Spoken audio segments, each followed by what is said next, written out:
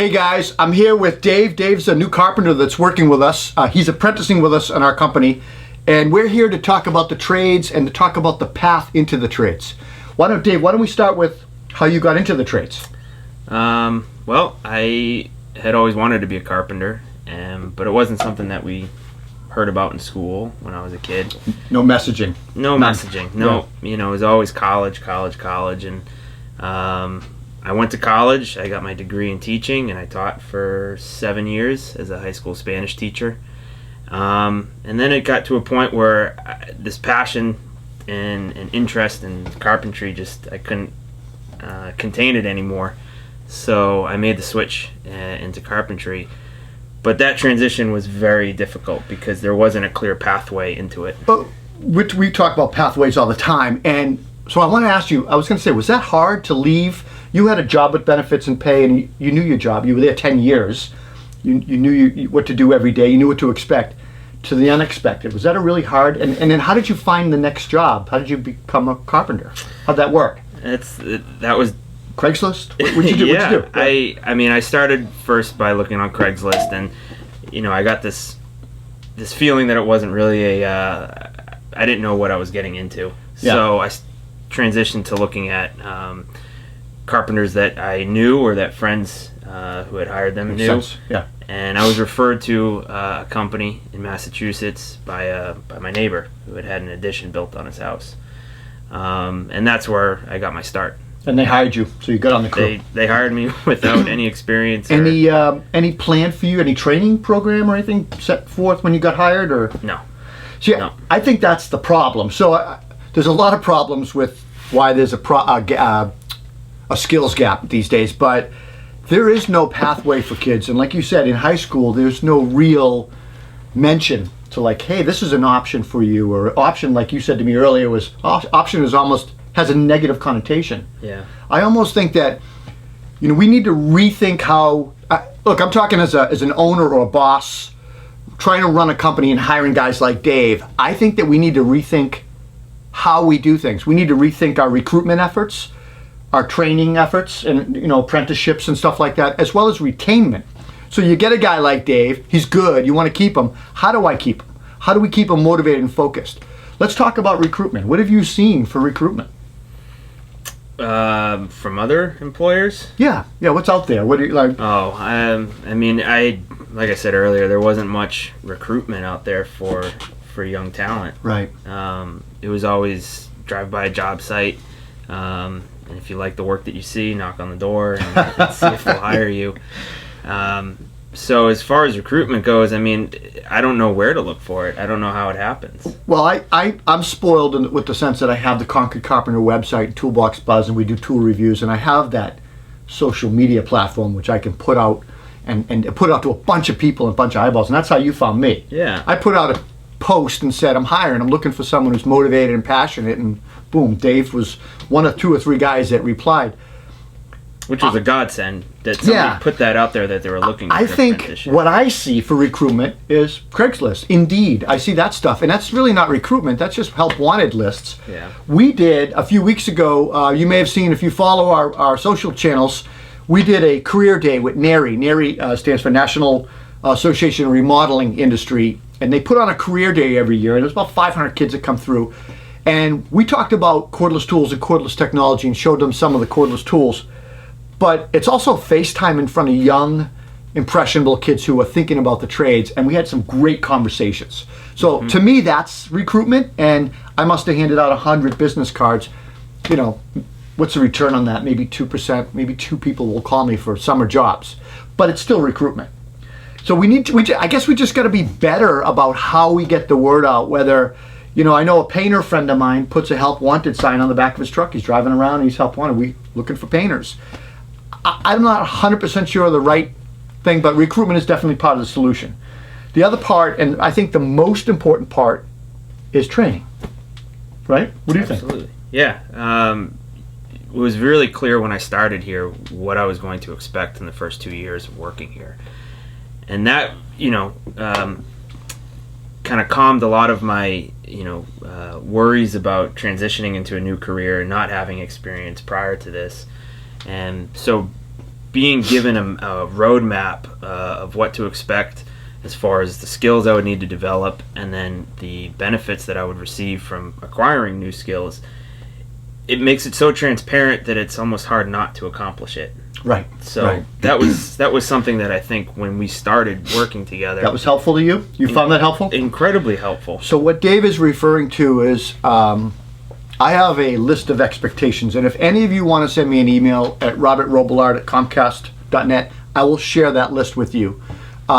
It's a list of expectations. It's, no swearing, no ripped jeans. This is how you act on a job site. But the second part of that is, I guess, a roadmap, like you said. It's a path to success in my company. And what it basically spells out is, here's your starting pay, here's your benefits, here's what we offer, here's your days off, your vacation. Here is what we'll talk about at your 6-month review. At your 1-year review, this is where you'll be at. This is how much we'll pay you more. This is what we expect from you. And it's expectations. His expectations of me and my expectations of you. And that, I think I don't remember. Did we go 5 years out or 4 years out or? 2 years. We went 2 years out. Yeah. And then we talked about what the 3rd and 4th year would look like. And so my expectations for Dave is, I think it takes 5 years to learn any career, any job really well, to be the stud, right? So he needs 5 years.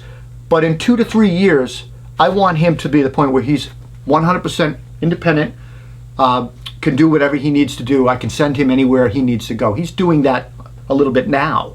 So that's kind of the goal. 3 years out, 5 years, I'm thinking lead carpenter. But it takes the experience and the time to get there. So I have to say, as a former teacher, that methodology of training young talent, a younger, less experienced person, is essentially what you do in a classroom. Right. You create a roadmap for your students. Lesson plans. Yeah, and you lay out what you're going to do for the entire year, and in some cases for 2 years, and you establish these benchmarks that you hope that your students will hit along the way. And then in that process, you give them plenty of support and freedom to work, but then the feedback that they need when they need it. And that was laid out really clearly in this. So you're saying plan. we should have quizzes? We should have quizzes. We should have quizzes. I was an A+ student. So what you're talking about, though, by laying the path, laying the training and explaining, and to me, that is the mentor-apprentice relationship, right? So that segues into getting away from the way that I was treated when I was new to new thinking. So the old way. So how and actually it's not that old. People are still doing it. yeah. They work these guys to the bone. They treat them like shit, and they work them till they quit. That's it. That's the way they do it. Pick up a broom, don't stand around, be busy, but they're not teaching them anything. And I did a video about the trades. It was the one with you and the beam, and I did that video last week. And some of the comments were like, I don't want to share my skills with people because they'll move on and they'll be my competition. Well, that's short-sighted. I mean, I want Dave to be the best carpenter he can absolutely be because that makes my business better. And when my business grows, he grows because I'm going to take everybody with me. All ships rise in the tide.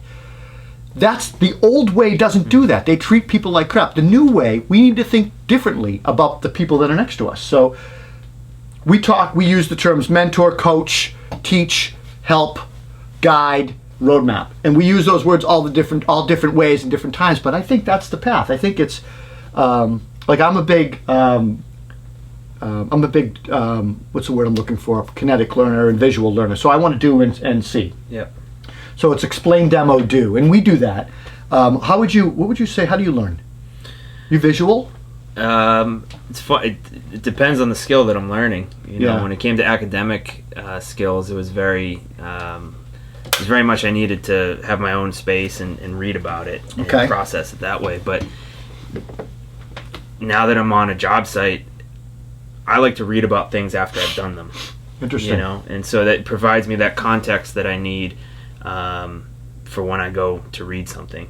So for framing something and for talking about the load capacity of this beam that we're installing or these hangers that we're putting up, I'd rather install them first and then go read about them afterwards because then I have that context to understand that literature. But when I was teaching, we often didn't provide much context for whatever skills or information that we were trying to teach students. And when you think about a student in a classroom, there's so many different types of people, which means there's so many different types of students. And they all learn differently. And they all learn differently. And it makes me wonder if we had, shop classes are dwindling, those programs aren't, readily available. Yeah. I wonder if we had more different types of contexts for students in a school, places where they can learn, and if you would see that translate into better academic performance overall in different classes. If they were given an outlet somewhere, if they would do better. They have overall. To be given an outlet. And I also think, like you mentioned, everybody learns differently. So it's people are visual, people are doers, people are listeners, right? Yeah. I think when you present your material, whatever you're presenting, so if we're teaching Dave how to hang a door, which we did the other day, I think you should try it. Well, first of all, I need to figure out how he learns. And then if he learns by seeing and doing, then I need to show him and let him do it. If he learns by listening and doing, then I need to explain to him in detail, which takes patience and thinking, and then I need to let him do it. So I think when you present, you have to figure out who your learners are, how they learn, and then present in those ways. And in a classroom setting, it must be incredibly difficult because you got 28 kids or 20 kids. I think you've got to hit all the check boxes. You've got to be visual, you got to be verbal, and you got to let the kids do or practice. Yeah.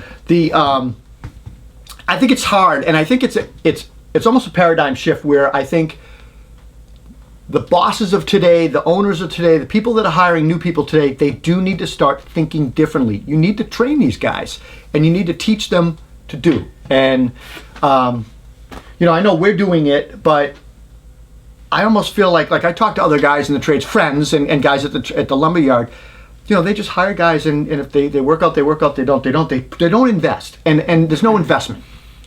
And I think coaching, mentoring, that's an investment. Yeah. I'm taking a risk. I mean, I'm risking time, money, and effort on Dave that he pans out to be a viable, 100%, go-getting dude on the crew. So, what do you think? Where do you think we should go as far as how can the trades? How can that pathway be better? How can guys do better with their employees? How can owners, like if you were talking to owners, and you will be, I mean, there's owners listening and bosses listening, how can we be better about that mentoring? Well, with anything I'm about to say, I should preface it with I haven't been around that many job sites, and I haven't been around that many crews. Three job sites, all right. But what I do find incredibly helpful is this level of trust here, now that I'm with Concord Carpenter, the level of trust that you've put in me to work on my own on something that we've studied and talked worked about. through. Yep. And that level of trust is really important because, like you said, people need to see something, hear something, and then they need the space to do it. Right. There's and really make mistakes. No way. You got to let people make mistakes. And speaking as a teacher, former teacher, that was something it took me almost 10 years to learn how to do, because you're so focused on the end product and getting everybody to the end product that you know how to get there, so you end up putting a lot of control. Get out of my way. Yeah, right. Let me do it. So I think it's important to allow your young employees and your young talent to have space to work and make mistakes in a controlled environment. Obviously, you don't want them, running an entire site all day long by themselves. But I mean, I can speak from experience. I mean, I've had lots of employees before Dave, maybe 10, and it is difficult to release the reins, to either have the work done at a lesser quality than I might do, or way slower, or maybe done wrong, and then you got to redo it and fix it. And I will preface this by saying, if you're going to do this, you have to do it. You have to buy in, and you have to say, I'm going to train this guy, I'm going to train this girl, whatever. You will lose money. You're not going to make money on this employee for a while. You have to know that. It's an investment. It's an investment in time and energy and patience and everything. And then you've got to just jump in with both feet and let them do it and be okay with it. All right, so look, we talked about a little bit about recruitment and trying finding that pathway. We talked a little bit about training via mentoring and coaching and teaching. Retainment. how do you keep what, as an employee, what are your expectations from an employer? Like, what will you tolerate, what will you don't? We talked about the old way. I wouldn't tolerate the old way now, knowing what I know. People are still doing that, being treated like crap and worked to the bone. How do we retain our employees? Like, what are you looking for from an employer for retainment? I need to know that the work is there. You know, I have a young family, and so it's important for me to know that, you know, every day when I get up, I have a place to go, and I have a paycheck coming in. Mm-hmm. And the second thing is, the reason I fell in love with this trade a long time ago when I watched This Old House was that it's apparent to me that there's always something to learn. Yeah. And there's always a new project. And I understand that there's the business aspect of it where you kind of have to have like your cash cows, the things that you're really good at and that you can bang out and that Absolutely. Keeps the business going. Sure. But to sustain me in this trade, there has to be an endeavor and some kind of challenge constantly. Yep. Otherwise, it just becomes commonplace work. It doesn't. For me, it's the problem-solving part of remodeling. So, framing is simple. Framing is a process. I'm not a framer. I'm a carpenter. I'm a remodeler, actually. And a framer frames. They have a certain way they frame. They have certain things that they do, and they just build from scratch new. To me, remodeling is challenging as shit. And, you know, in this town where we work on houses as old as 350 years old or 1 year old. And you have to know how those houses are built. And they're all built different. We go from Western platform framing to balloon framing. We go from, really old insulation and knob and tube wiring to normal, BX and then Romex. And you have to know how all those systems, you don't have to be a plumber or electrician. You just have to understand the systems, and you have to know how the building and the structure works. And what we find that carpenter ants, water, and improper framing techniques or building techniques over the years has caused settling and problems. And as a result, we now are like the detectives where we got to figure the problem out, come up with a solution, implement the solution, and leave it better than we found it. And that's a big thing.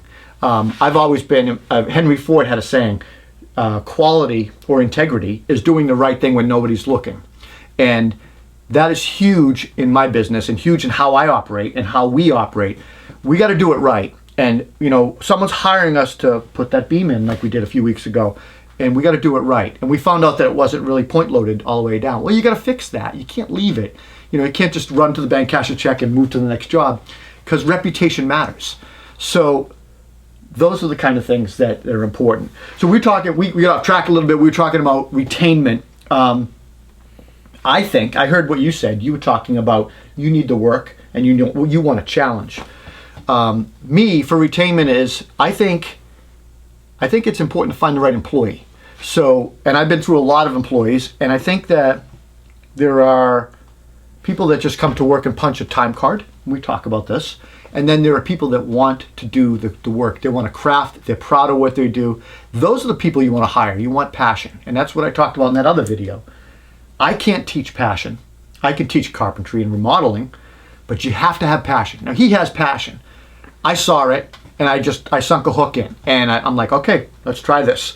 I've hired lots of other people that wanted to be carpenters and wanted to work for us, but they didn't have the passion. And that's important. So I think passion helps. And when you find someone with passion, then you have to keep them engaged and challenged. Yeah. And I think that's what you're looking for. You're looking for steady work and engagement. Yeah, absolutely. And I think, passion breeds more passion. So when you're around another person who's, excited about what they're doing and proud of your work or whatever. Yeah, has a lot of pride in what they do each day, even the little things, even just sweeping up and organizing, that stuff, it builds on itself. And so, that helps retain somebody who is passionate, who wants a challenge every day. Yep. So I think we covered our main points we wanted to talk about. I do want to say, Dave and I have been toying with this idea of kind of an Instagram takeover, right? So Dave's going to take over the Instagram channel for Concrete Carpenter at least once a week. And we're going to do something, we haven't titled it yet. We're going to come up with a cool hashtag. Follow the Apprentice or what I learned today, or we're not really sure. What do you think? Something. I don't know. We'll come We up gotta with something cool. brainstorm. We got to come up with something cool. So if you can think of a cool hashtag for us to use, I was thinking follow the apprentice or what I learned today. That's too long. What do you? I got nothing. I gotta got keep nothing. thinking about All right. this. Guys, do us a favor. Leave us in the comment section what our hashtag should be or what the title should be. Dave will take over. It'll be his photo. It'll be his comments. We'll be following him, and he will be. It'll be all him. It'll be his words, his thoughts, and I think that's super cool. Thanks for your time. I hope you enjoyed this video. We all can do better. We all can do a little bit to improve the trades, and we have to because we really need the help now. All right, bud. Thanks for doing it. Absolutely. Dave's first video. What do you guys think? He crushed it. I hope so. We'll see you next time. Take care.